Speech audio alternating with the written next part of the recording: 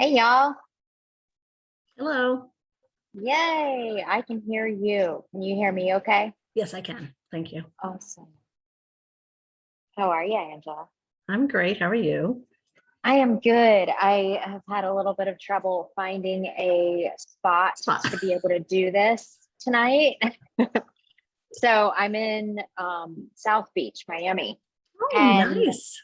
yeah, I'm here warming my bones for a little bit. And uh it's not the quietest I was place. gonna say it's pretty noisy.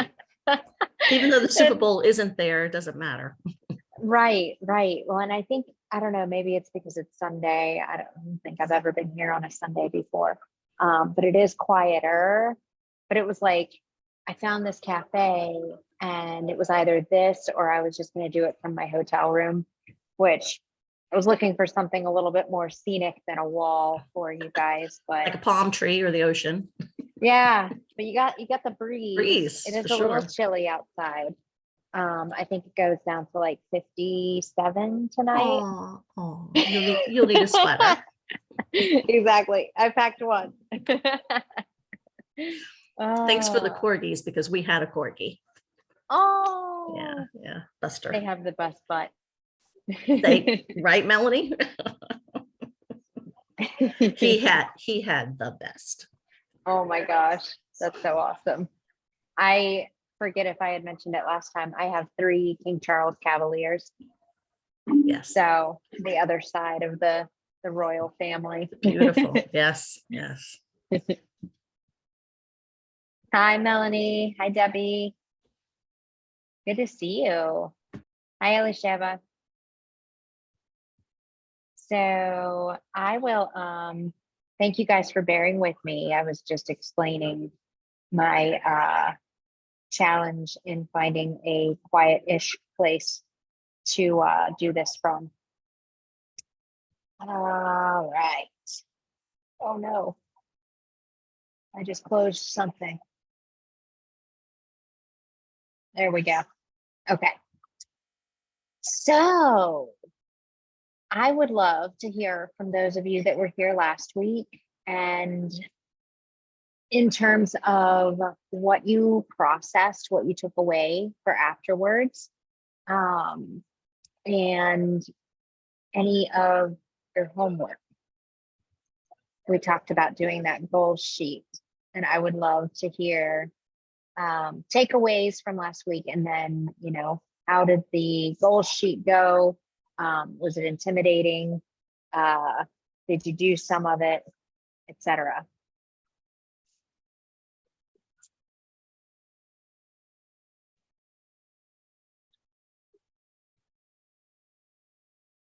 I'll go ahead and say something. Well, a little bit of what I shared last week as far as my personality. I'm a goal setter. I like to check things off the list. So in doing this, I was like, well, now this is not what we were talking about. And I thought, well, my goals are, I did write down my goals and the short term, long term, etc. But what I found is the consistency there was that they run together. It's a continuum, it's a continuation of my goals. And I found that writing it out, it made it clearer to me what my steps need to be, or how to start better, and not be just like, oh, I have that long list in my head and it's overwhelming, so what do I do, kind of thing. Writing it down pen to paper does make a difference with me. Yeah, that's awesome. That's really cool to hear about, just like that tangibility of like you're writing it out and therefore like the steps are coming forth, kind of thing. Very cool. And to catch you up, Debbie, I know that you weren't with us last week. Inside of the Kickstart Your Wellness ebook, there's a page in there that you may have seen before, actually. The goals worksheet, where it has you list out the, what is wellness to you, and then what are your goals basically in the 3 areas of your life. Mm-hmm. Yeah, I was here last week and saw that.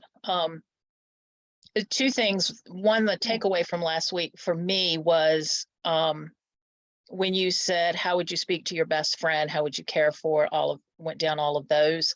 That just really resonated with me because I would talk to my best friend much better than myself. So that's kind of given me, that's a goal, I guess, for me to work on, personally. Because I just have a tendency to beat myself up and I don't know why. And then with setting personal goals, especially with exercise, but it can be with anything. I heard something else that I want to share with the group. So like, for example, if I say I'm going to walk 2 times a week, then you take that 2 times a week times 52. So that's 104. So basically you're going to walk 104 times in a year, so that when you have a bad week and you don't get it in, you're not beating yourself up, because you'll probably have a week where you'll excel and you'll make up for it later. But I just thought that was an interesting concept to setting goals. I love that. That's so true. Yeah, stringing those together and realizing that cumulatively, Mm-hmm. it makes that much more of a difference. It's like compounding returns, if you will. Yeah, because it's so easy not to do it that week, and then you just kind of fall off and say, oh, whereas if you think about it the other way, it's like, okay, I can still do this. Yeah. I liken that to like,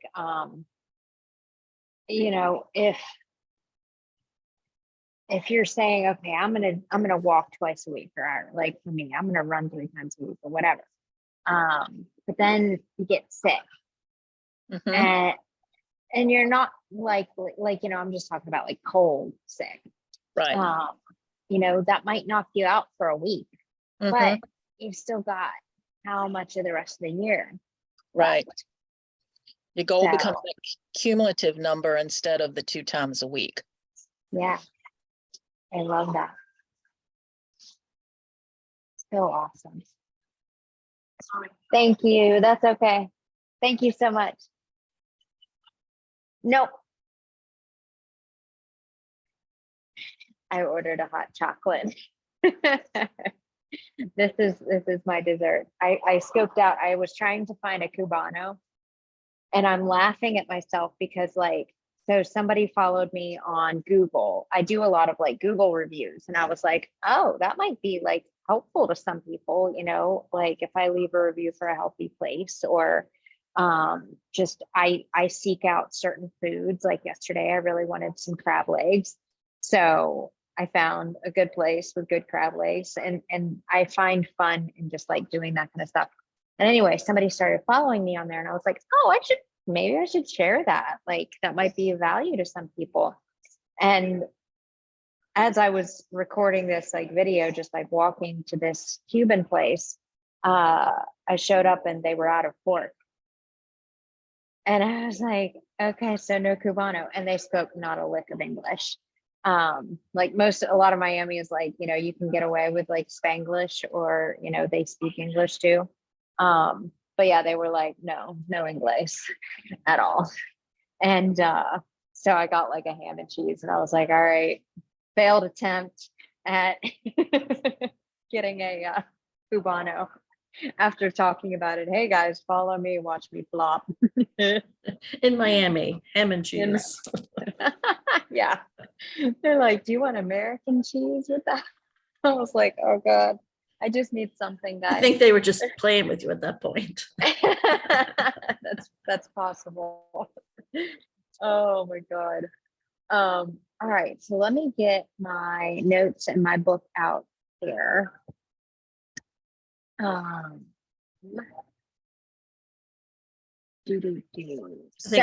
think Melanie's having hot chocolate too.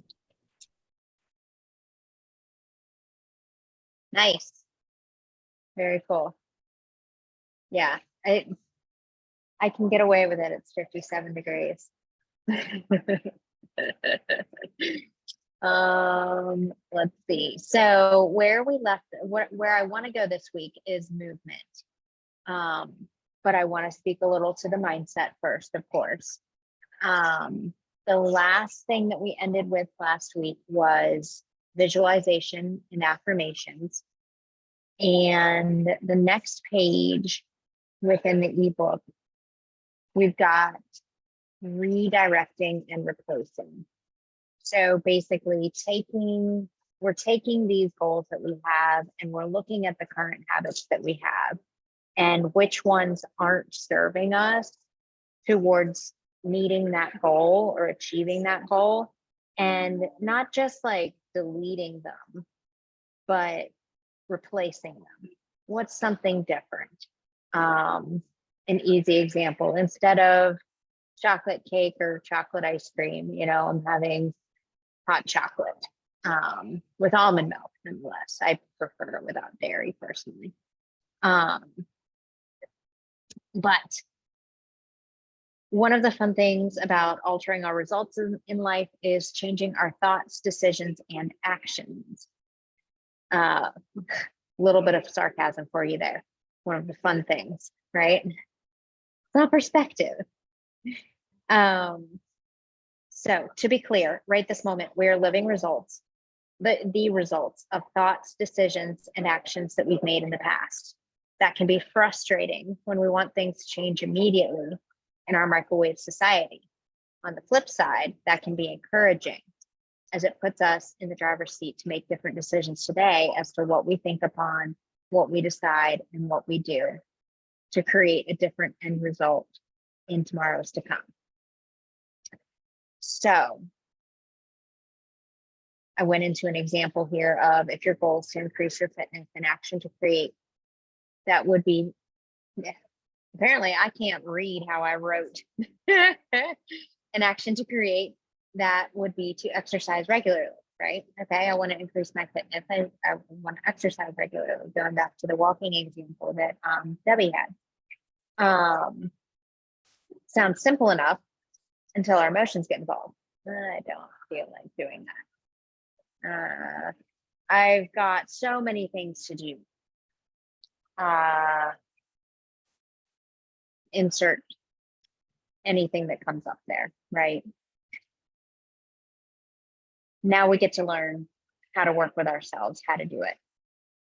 So I go in here to say, yes, it is a simple decision, but not necessarily always an easy one.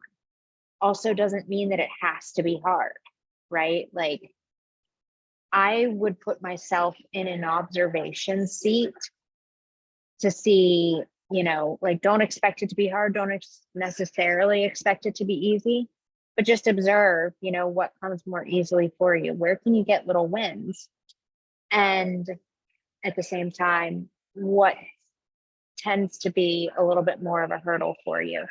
And maybe ask some questions around that. So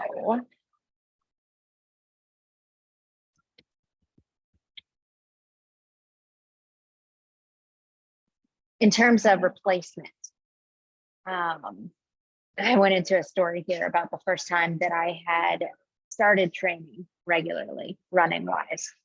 I did my first 5K in 2010. And that's where I really realized, like, oh wow, this is fun. This is cool. Like, I did a race and I did pretty well in it. I was aggravated because I had to walk 3 times over the course of 3 miles. Although I was at the point, like, within my fitness, I could run 10 miles on the treadmill. So I was really, like, perplexed in this moment by it as to, like, why did I have to walk? Not understanding, like, all the other dynamics involved. It was like the last day of July. So humidity, hot.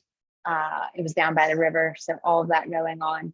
But then also pacing, like, and the fact that a treadmill, like, here's like a random fun tidbit for you. If you're ever going to do your walk on a treadmill instead of outside, increase the elevation of it, the incline, to like 1.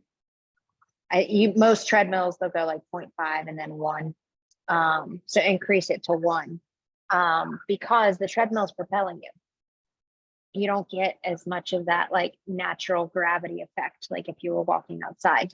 So that's what happened with me with running. All of that being said, I was like, okay. So I started getting into running. I did a 5K. Can I do an 8K? Can I do the 10K?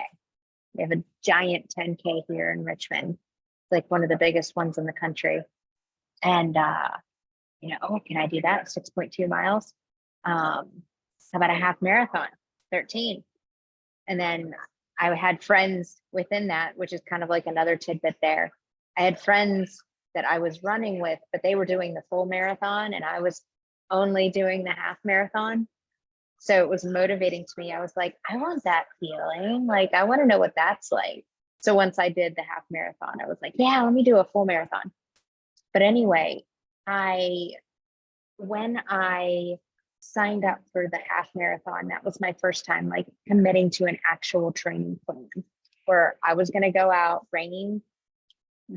It wasn't going to snow, but rain, snow, or sunshine, and get these miles in because, well, that was what I committed to. Today, I'm a little bit different about it. If it's snowing, I'm not running. But I remember the first week that I went out and started doing that, and it rained every morning. There was like a tropical something coming through. It was the beginning of August, and so it was warm rain, which didn't bother me as much. But I was just laughing because I was like, I make this commitment, and you'd think it'd be a little bit easier, but within that, something cool that came out of that was like the weeks thereafter were a lot easier because like I wasn't running in torrential downpour. So like I kind of did my, initiation, if you will, in the toughest conditions presented to me at the time. And then it worked out. So I forget where I was going with that. Oh, was just another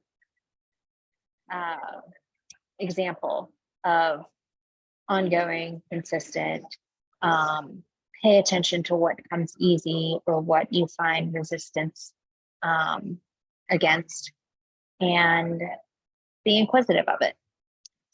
Our minds don't seem to recognize the words no or don't, right? As soon as we say, don't have hot chocolate tonight. That's not good for you. You don't need the sugar.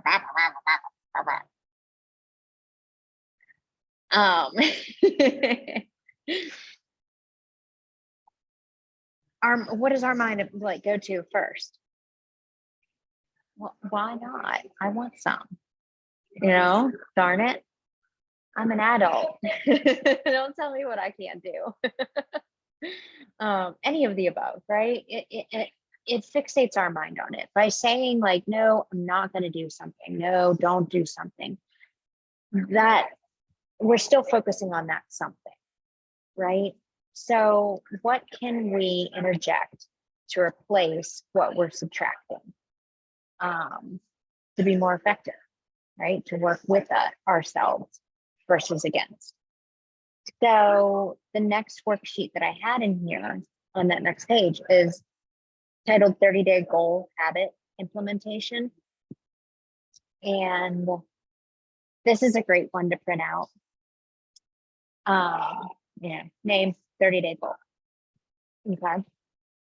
What are 5 habits to drop that are not serving you towards that goal? And then what are 5 habits that you can replace those with, implement to help you to achieve that goal, right? To put you in that direction. And so it is an activity, I say the assignment is fill out the above items. Then you have a dry erase marker, or if you don't, sticky note. But I do this at home. I had something written on my mirror, my bedroom, bathroom mirror for a while, and it had been up for a while. So I kind of like stopped seeing it. And so I took it down. before I had left. So something new will be going up. I do this like all the time. Like, what am I focusing on now? What's my vision? But yes, so I highly recommend use a dry erase marker. Put your 30-day goal on the mirror, and then with this sheet, have it printed out. You can have it next to it. I do have a sheet of paper taped to my bathroom mirror. Somehow it has not like absorbed every piece of condensation in the bathroom. But it's one I did like a couple of years ago. It's just like a lot of positive affirmations. I like to keep that in front of me in the bathroom. And then an encouragement here too is take a photo of it and share it on social media. Like tag us, tag me, so that we can support you, so that I can support you. And like that's a cool thing. I know I see people doing stuff like that on social media often. And it used to, like back in the day, I'd be like, why are you up this? But it's that extra layer of accountability. So it's kind of like at the end of the day, if it's good for you, who cares? You know, and there's going to be people that support you in it. So little added encouragement there. Next, we've got journaling. So do we have a number of active journalers here? Yeah. Awesome. So I always like to bring up that question of like, what do you think of whenever I say the word journaling? You know, is it like a Dear Diary kind of thing? Is it a drudgery? Is it something where, you know, it feels like something that you should do, but don't, or, you know, just kind of feel like some sort of pressure around? For me personally, I've used it, and I find a lot of like helpful creative expression in writing, kind of that tangibility, Angela, like we were talking about. It helps me to work through maybe something that I've got questions about, or sort through some feelings, maybe like an observation like I was talking about earlier, and just kind of sometimes getting it out on paper. Like it was the simplest thing earlier today. I busted out a new journal. I used the last page of my last one last night, and so I had to pack both, which is annoying whenever you're carrying it around in a backpack and all that kind of stuff. But it's all good. But one of the things that I wrote in my journal today, just because it really was bugging me, and I was like, all right, I'm just going to get this out on paper so I can stop thinking it, is my handwriting is annoying me right now. Like my pen's not stroking the paper right, or something, like something as little as that. And it was gratifying to verbalize it on paper, you know. So I use it for all of the above, but especially one of the things is for like, what am I grateful for today? And sometimes I get into a flow where like I'm writing out like, here's what I'm grateful for today. And sometimes it's just within my flow of writing that I'm saying, oh, I'm so excited about this, and oh, that dinner last night was so good, you know, like that in itself. Like I don't need to then write out and bullet point, you know, here's what I'm grateful for. I already said it. But I like to keep tabs of things like that. I found that I've always used the example, like our mind is like a camera, and what we focus on is what develops. So how can we focus on all of the good things, and therefore allow more good things to flow? Kind of that concept of my friends and I, when I was younger, we did, it was like punch buggy, but for some reason we were obsessed with PT Cruisers. I don't know if that was a thing, but we did the same thing with PT Cruisers. And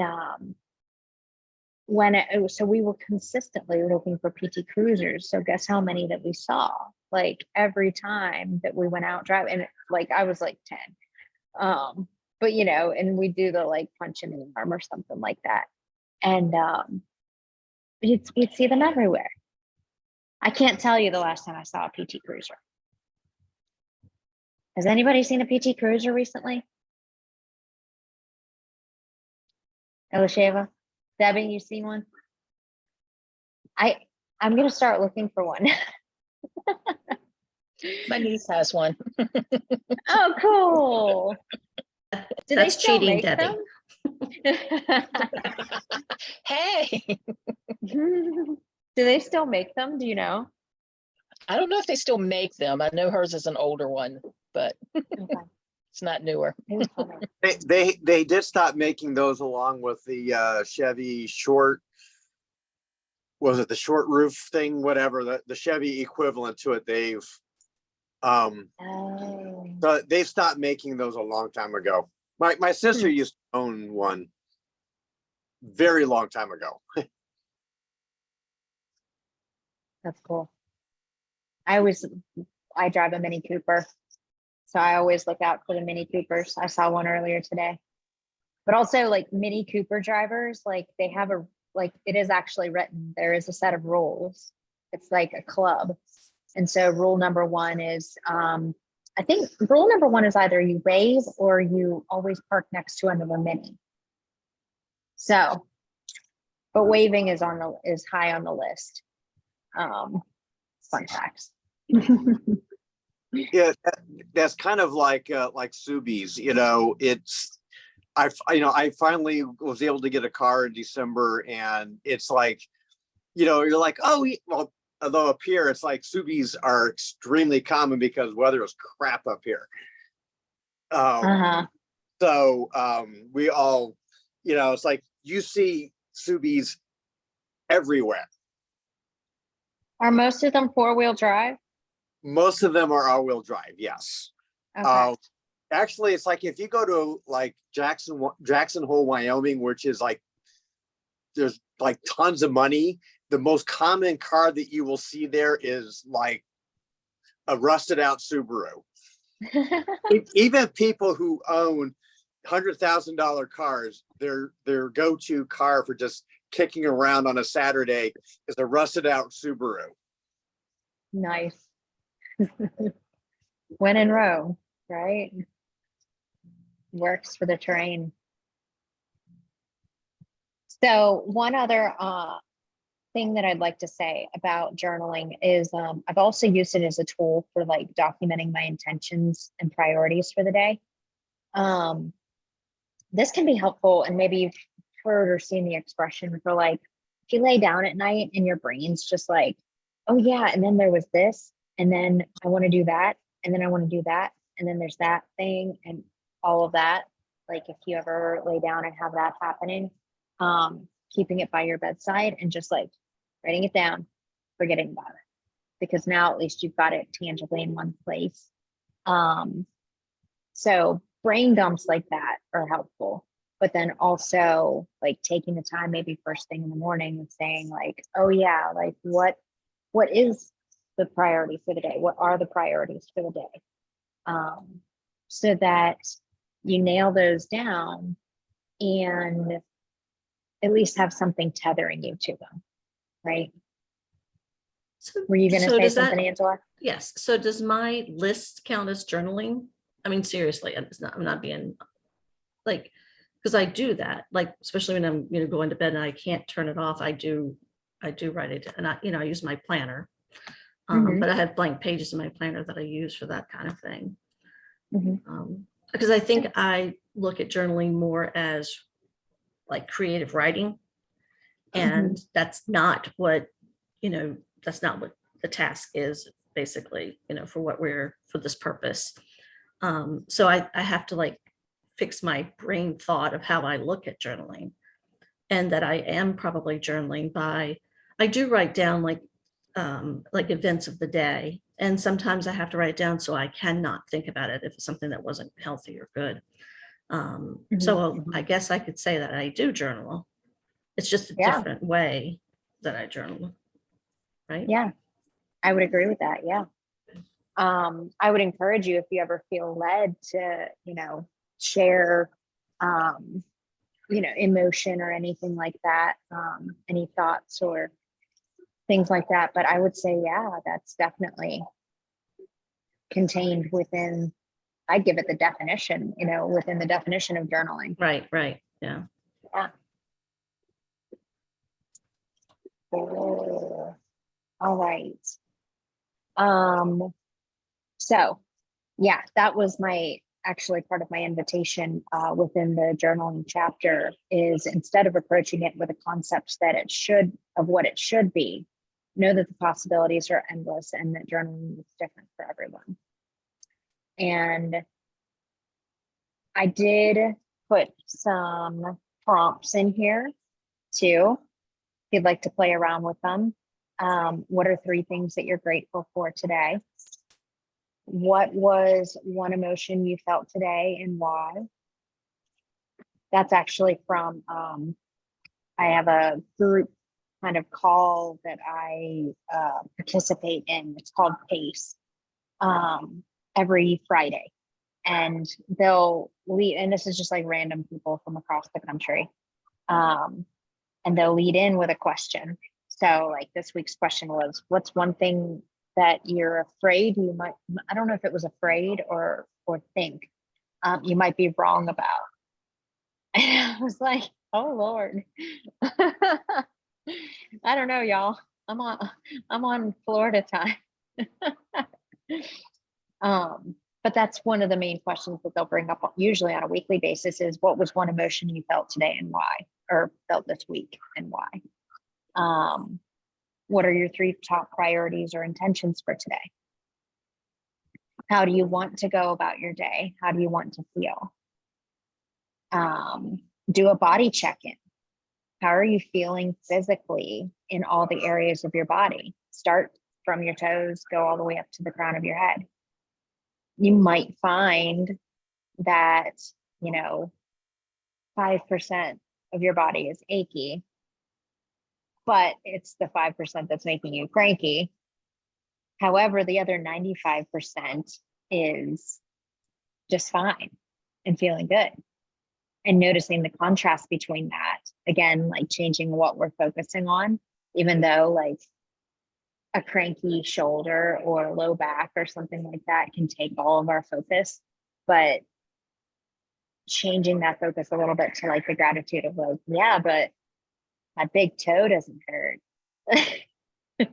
Maybe not the best example, but like the rest of your body feels good.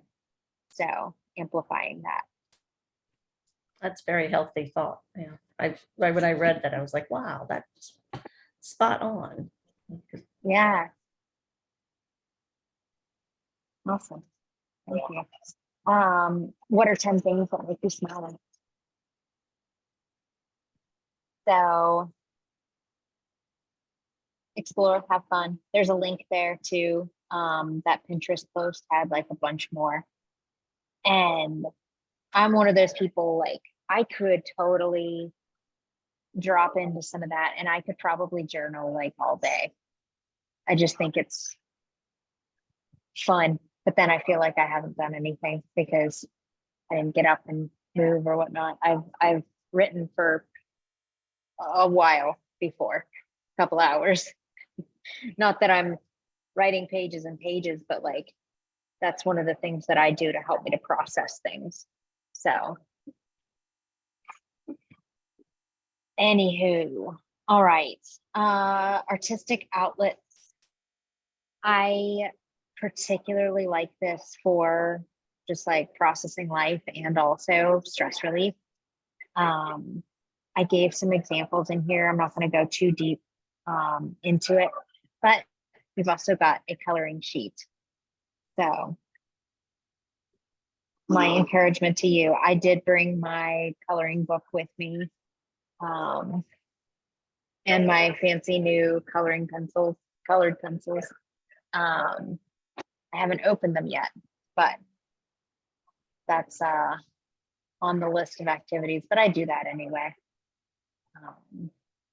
But yeah, explore, like, has there ever been something that you enjoy doing that maybe you haven't in a while? Are there any artistic outlets that maybe fell to the wayside at one point? And could that do anything for you? It's explorative. So, moving into movement here, listening to your body. So this is, in my opinion, one of the most valuable things that I believe that we teach, and that I've had the privilege of teaching as a holistic personal trainer, is the importance of listening to your body. I've been in yoga circles where it's been more highly regarded. But when it comes to lifting weights or cardio, like group exercise, typically, it winds up being more of like a how hard can you push? How much can you beat your body into a pulp? Make it succumb to your demands, kind of thing. And while I've done that myself in the past, I strived to achieve my Boston qualifying marathon time by doing 5 marathons within 2 years. So I did my first one, and then the next spring I did my second one, and then that fall I did my third, and then the next spring I did my fourth, and then the next fall, yada yada. And I realized I got the chance to do, in 2014, I got the chance to run in the New York City Marathon, which was the coolest. I mean, it's one of the top marathons. I managed to get in through the lottery, where basically you throw $10 in the virtual hat, and then they reach into your bank account to let you know that you got in, at the tune of like $350. But so I got in 2014, and it was just the coolest experience. Seeing people from all over the world running, the amazing amount of people that came out to support it and everything. And there I was, still striving for my Boston qualifying time. I was about 3 minutes away from it on the race that I had done prior. So I was like, I'm almost there. I'm so close. And then like the New York City Marathon is like the first weekend in November. And in Richmond, training in Richmond, it had still been in like the 60s. Well, I got up to New York, and we had a cold snap coming in that weekend, where it's like at the start line, it was 38 degrees. And we had 30, 40 mile per hour wind gusts. We're going through all 5 boroughs and across the bridges and all that kind of stuff. And yet still, like, I had the mental battle the entire time of like, I want to qualify for Boston. I'm going to qualify for Boston. And I realized within that it was stealing my joy of running. In reality, like I love all the benefits mentally and physically that I get from running. And mentally, that was like absolutely draining. I was trying to beat myself into a pulp to get this achieved result. And definitely not focusing on the fact that like my resting heart rate was low. Like I was super healthy. I was not showing any gratitude for any of that stuff. So that was almost the last time that I strived for it. The next weekend in Richmond, I did the marathon, and I perfectly matched my PR to the second on a different course, a different year, under different conditions, having just ran a marathon the weekend before, 6 days before. And so that was enough of a sign for me to like look at myself and be like, I think I'm just gonna run to enjoy it. But anyway, all of that being said, was not listening to myself. I was warding off injuries left and right. The years since then, so that was working on 9 years this year. The years since then, I have been a lot more in tune with and interested in what my body is saying versus, oh, my knee hurts. Let me ignore that. That's, that's not helpful. Or, let me just fix that. Or let me be more inquisitive and pay more attention and like really care for my body. Cause like really, truly, I don't want, I used to say like, you wear out or you rest out. And I'd rather wear out. Well, I'd also rather not wear myself out haphazardly, right? Like, how can I take good care of this body to preserve life, to, not only give me quantity of years, but quality of that quantity. So, and the hustle culture, the push your body into submission, push competition. I've never really gotten totally behind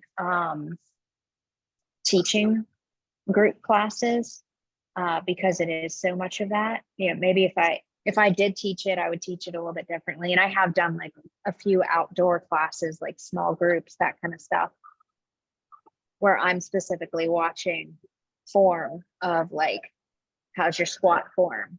When you're doing a push-up, or, like any of the exercises, and making sure that people are doing it as safe as possible. But I find that having a number of people at the same time, of course, distracts that attention. So hence why I got into personal training.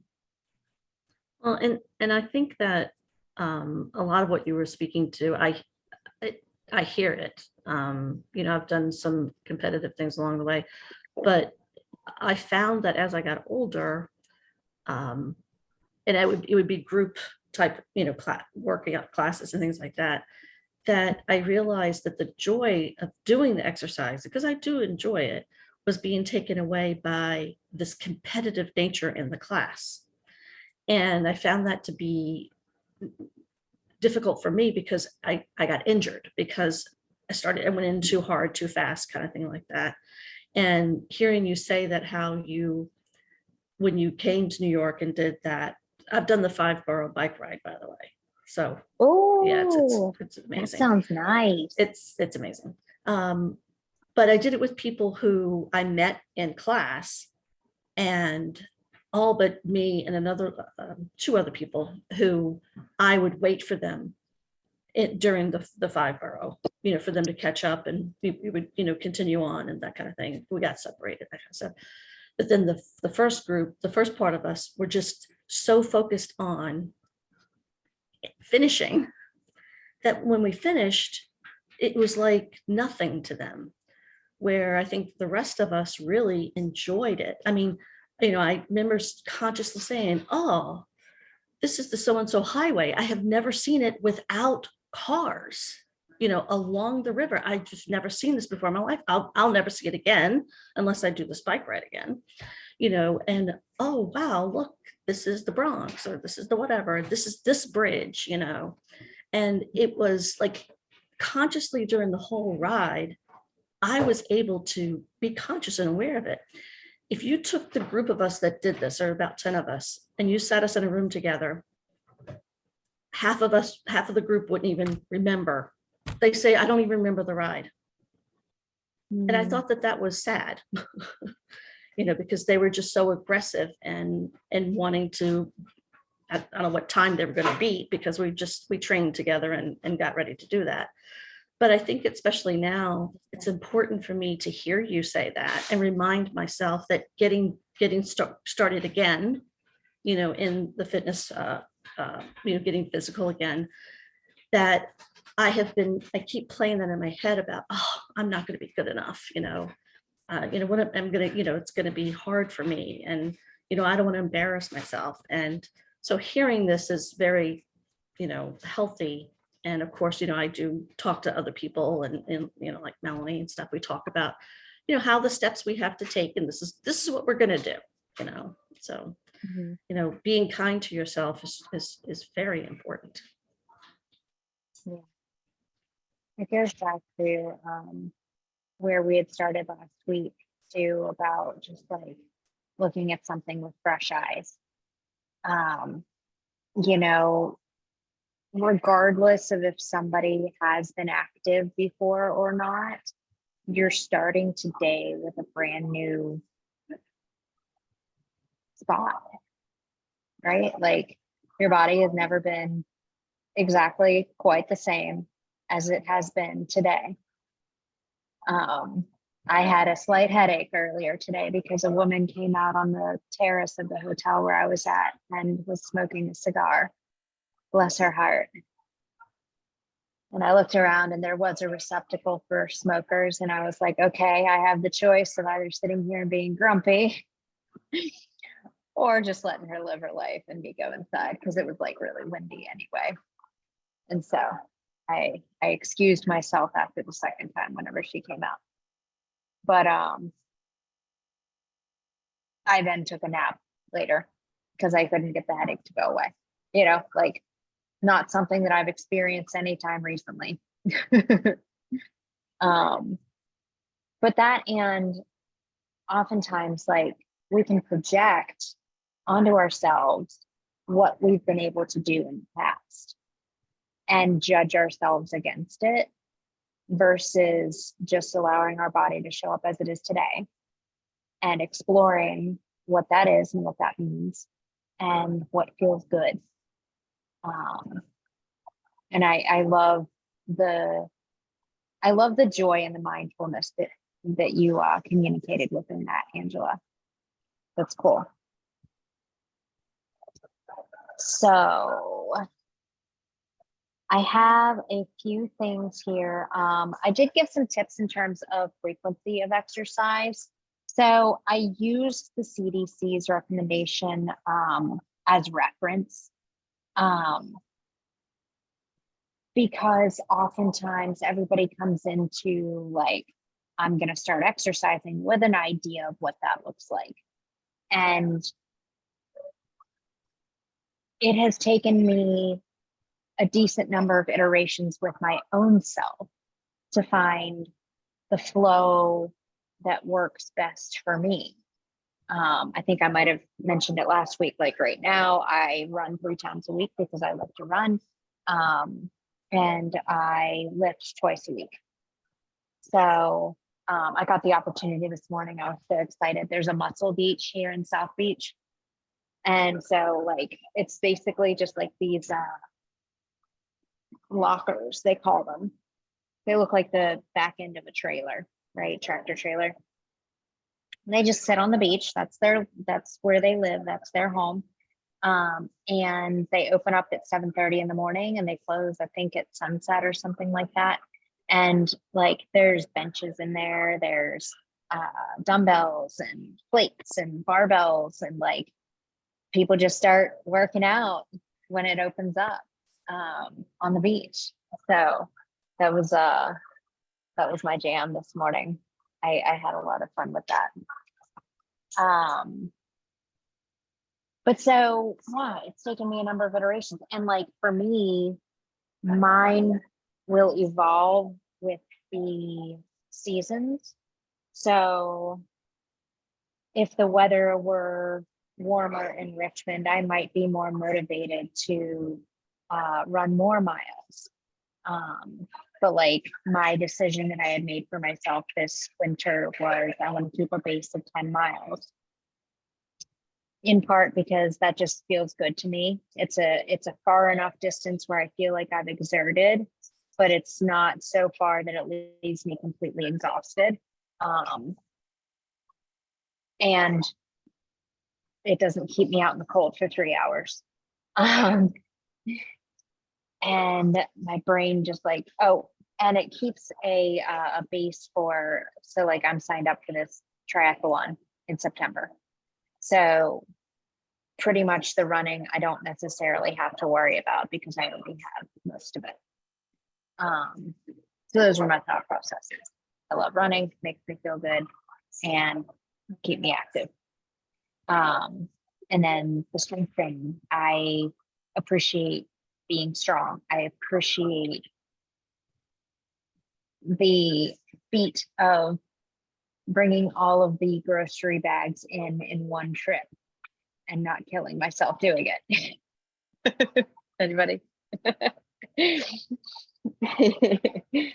So, and that feels really good to me. I like feeling strong. Kind of like somatically, that just feels good to me. So, and that'll evolve. I think in March is whenever I need to get my bike out. I need to open that apparently, since that's about 2 weeks away. I did make the plan like 3 So weeks this is a ago. triathlon? Yeah, it's in September. And where are you So- swimming? The Savannah River in Oh, Augusta, Georgia. nice. Yeah. I did this triathlon in 2019. It's a half Ironman. So it's an event. I got a fire in my belly one day. I was watching a documentary and I was like, yeah, I'm gonna do that. I'm gonna do that again. I'm going back. Now I looked That's at the great. plan thank you. I looked at the plan that I made though, and I was like, do I need to do all that? So that's me too, real life. My goal will be to get into a place where I embrace it and feel good about it. Yeah. But yeah, so CDC says 150 minutes a week.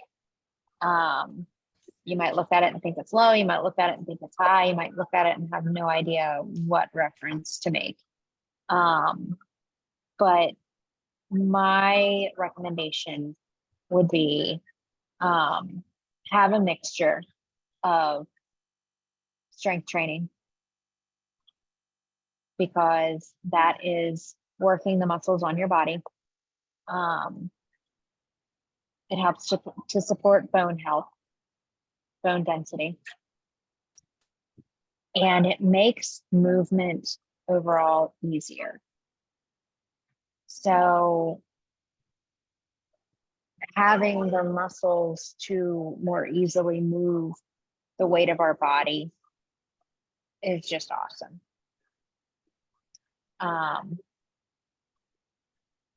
And then the cardiovascular.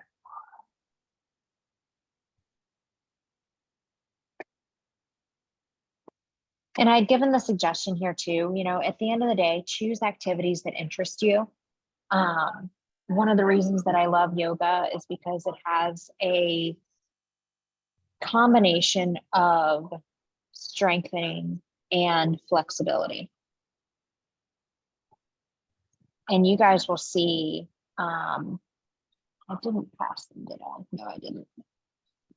Next page is your weekly exercise plan. So it's just like, hey, make an outline to start with. Again, approach it with inquiry, inquisitiveness. Where can you start? And therefore start to get data in terms of like, how does your body respond? How does it feel? How are your energy levels? All of that kind of stuff. What's feasible for your schedule on both ends of the spectrum, right? Like, what can you prioritize making time for?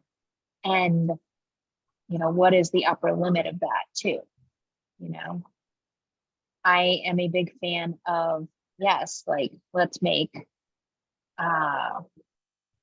exercise and movement a priority. But at the end of the day, we all know it's not the only priority, right? So what's comfortable for you and what works for you? How does that measure up against your goals?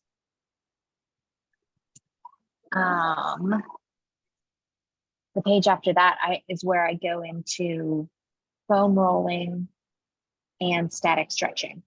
Who here is not comfortable with, but familiar with foam rolling? Awesome. Got a couple, got a couple. I'm familiar with it. I've just never done it. Okay. Have you gotten a massage before? Yes. Yeah. Okay. The technical term for foam rolling is self-myofascial release, which is basically self-massage. It is your access to massage anytime you darn well please. And you can find these guys. I don't think I did put a link in here for it. You can find these guys on Amazon. There's a couple of, there are two general kinds, but then like you might also see ones with like weird prickly stuff. I wouldn't even go that far yet. I would choose between low density or high density. Low density is going to be kinder in terms of it's going to have a little more squish to it. I particularly appreciate a low density foam roller, especially on my back, because it's gentler on my spine.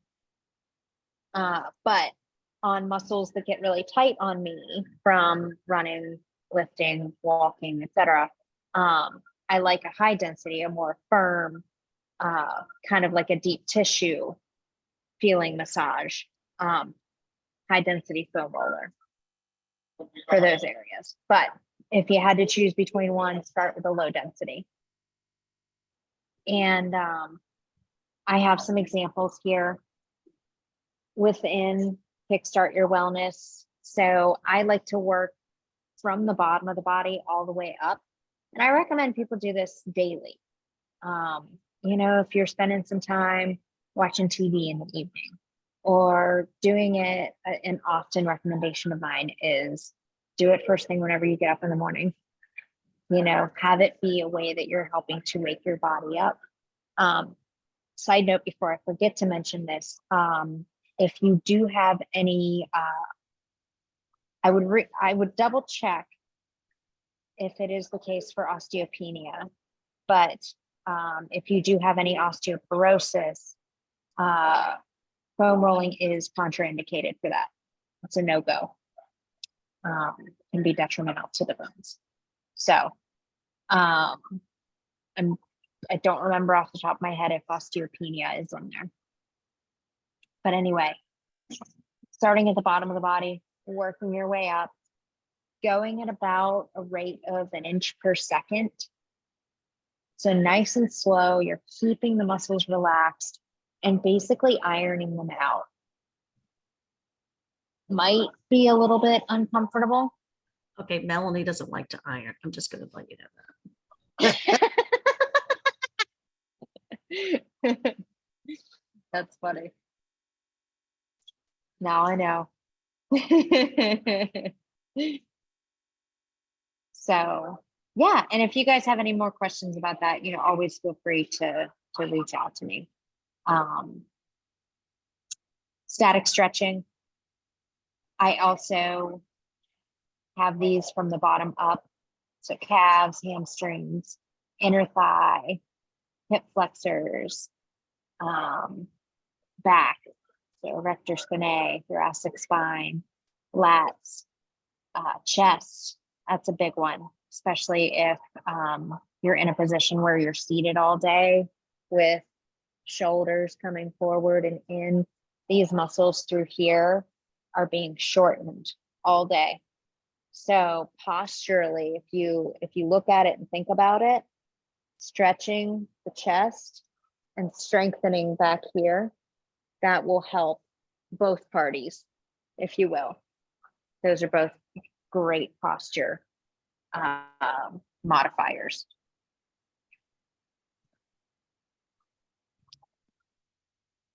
And my big question for you this week that I'm going to end with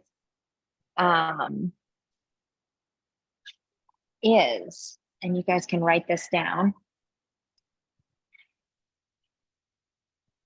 when it gets hard, What do you do?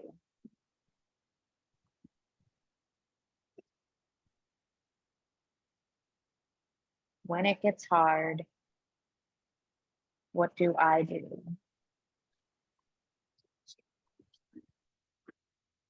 You can take that as shallow or as deep as you feel. I would look at it in a number of ways. So I'm going to leave you with that and the habit implementation worksheet for homework.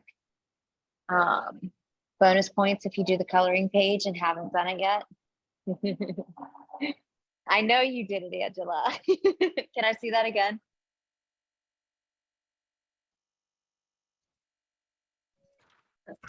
I made several copies, so that's what I need to work on.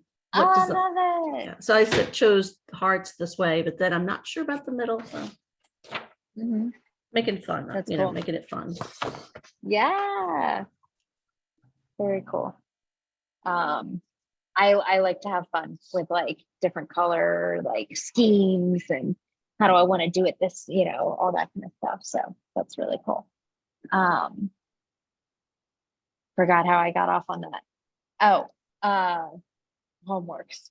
When it gets hard, what do I do?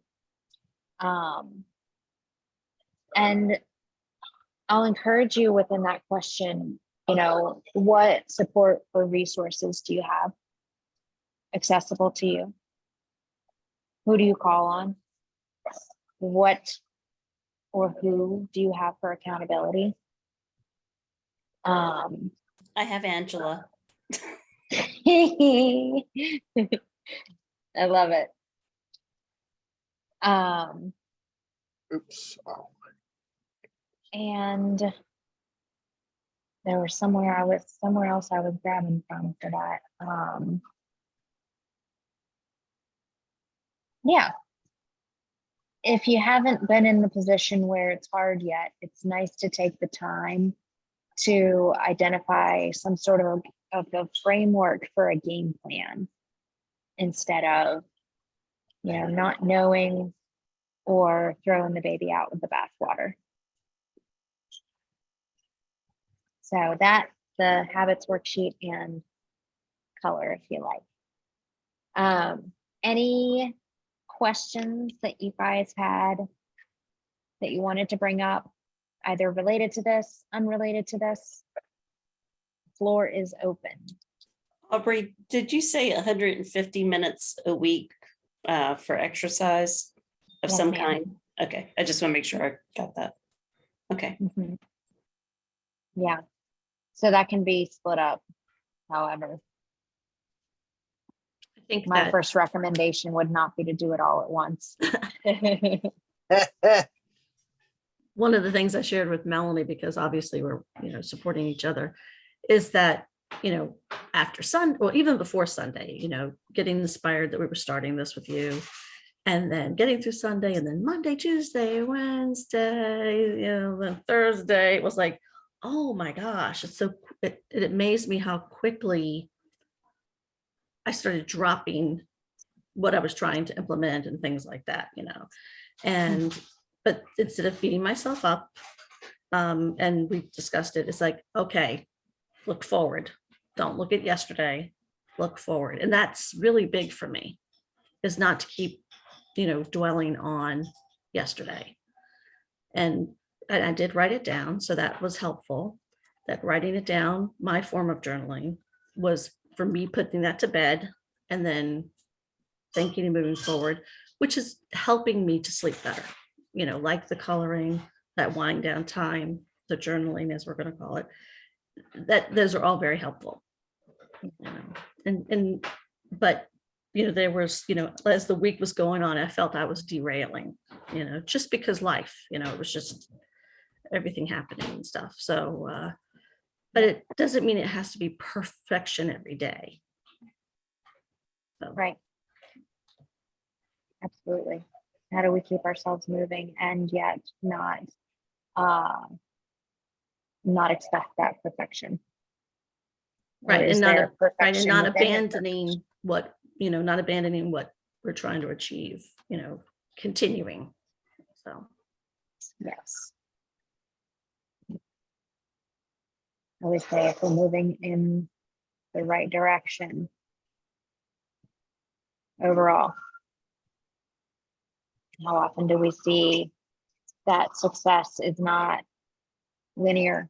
It is not 1, 2, 3, 4, 5, 6, 7. It's like 1 step forward, 3 steps forward, 1 step back, 1 step forward, 3 steps back, however you want to look at it, but we're still stepping in that direction, right? Or it's all over the place. That too. I've seen that one. And then we went like that.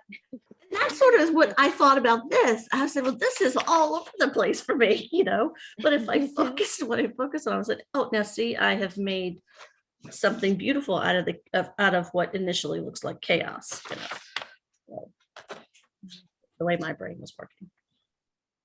Like that. Yes. So, well, I know we went a little bit over, so I want to be mindful of y'all's time. Anything else before we sign off and say adieu for now?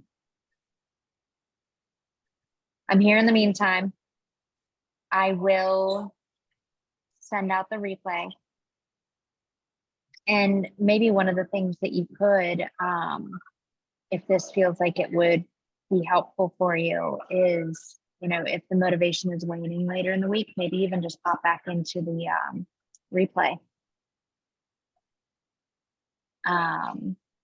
That's an idea. But I'll send out something. I've always got stuff up my sleeve. So, and I'm here. So send me an email. Tag me on social. You guys share your habits or goals, or anything, takeaways, and enjoy the rest of your Sunday. And Thank I look you. You forward to too. seeing you again. Thank you. Thank you. Good night. Good night, y'all.